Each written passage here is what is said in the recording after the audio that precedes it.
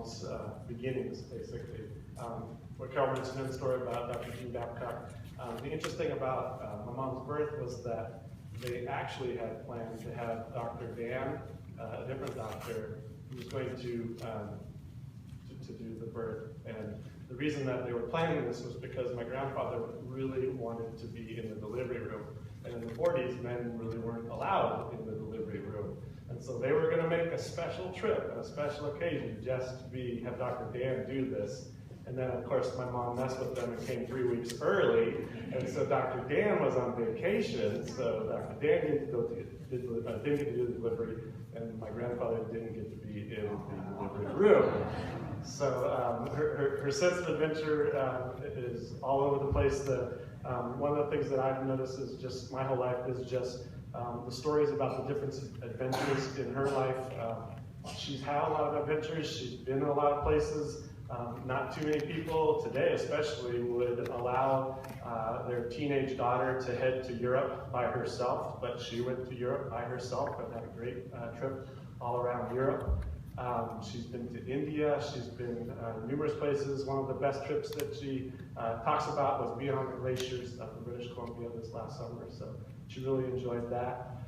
She was a bit of a wild child, I don't know if you know, but back when she was born, I think she was about 3 or something like that, and kind of that It's a Wonderful Life thing, because she almost didn't live past her 3rd birthday because she got ran over by a truck. And she got hit by a truck. Fortunately, it just broke her leg, which was good that it just broke her leg, and she learned her lesson rather quickly, that sense of fear and being safe. But fortunately, things were all better, but she was always testing the waters a little bit on some of those things. And for those of us who've been on mountain cliffs with her and sharp edges, she was the one that was always grabbing us by the hair or the ear or the arm and pulling us back away from the edge, especially my brother. He didn't seem to think that edges were a big deal at all. I was the smart one hiding behind the rock, but he was the one that was hanging off the edge. But if you know anything about our family, unfortunately you might know that we've had to deal with search and rescue a few times. And actually my mom still has the record for the most amount of dealings with search and rescue, although my nephew Jason is quickly catching up.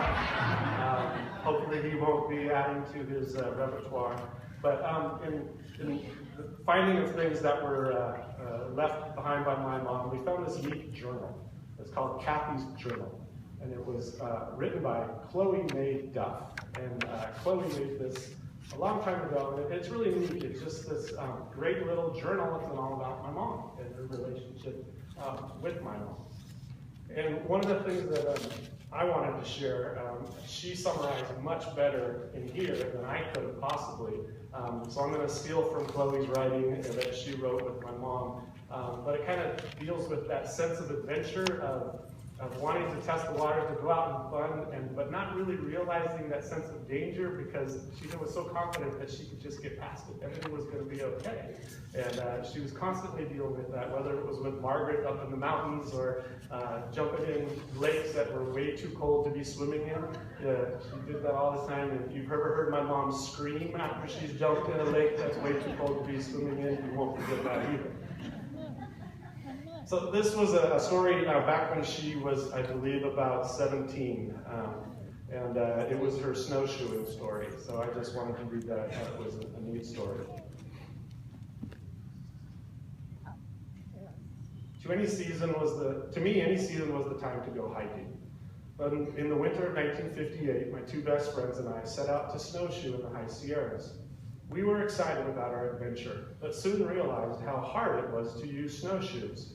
We were planning on going up to a cabin farther up the mountain, but the way things were going, we had doubts about even making it that far.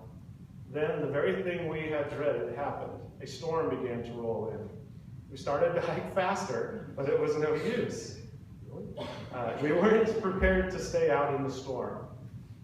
Still walking hopelessly up the mountain, when looking through the trees, I thought I spotted something. Maybe the trees were just getting thicker. But my wilderness knowledge reminded me that trees thin out at high elevations. And looking too solid through the trees, she knew it wasn't trees. So we drew closer and realized that it was a little logger's cabin, little logger's hut, all shut down for the winter. Knowing it was just a summer hut, but it was better than being stuck out in the winter. So in her brilliance, what does she do? We only take a few minutes to break into the cabin.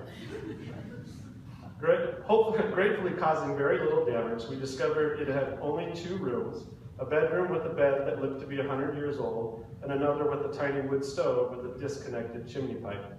While one of my friends went out to gather wood, any dry wood they could find, the 2 of us stayed behind to fix the stovepipe. Settling in with the fire, we snuggled up with the only book we brought with us, Dante's classic Divine Comedy. It was lucky we had food with us because it snowed for 3 days. Trying to keep ourselves entertained, we melted snow to drink and surprisingly discovered it takes 12 inches of snow to get 1 inch of water. When the storm finally passed, we went down the mountain, hitchhiked to a motel.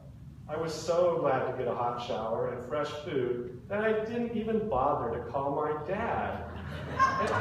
And after all, he wasn't expecting us back for several more days. I wish I would have known that part and some of my upbringing stuff that I had to do because I could have used that. However, we were surprised by a knock on the door from 3 sheriff officers asking, "Are you the 3 lost girls?" To which we answered honestly, "No, we're not lost."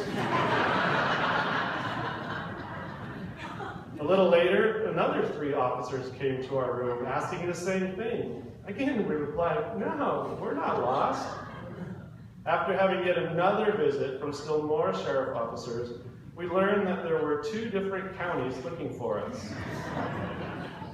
My dad, hearing that another storm was coming in, had called both the El Dorado County and the Placer County Sheriff's Departments, reporting that we were lost, so we could be found before the next storm hit. That very night, a huge blizzard hit the area and shut it down completely. We hadn't quite planned on such an adventure, but we got one anyways. I will always remember that time, and will always love being in the mountains, no matter what the weather brings.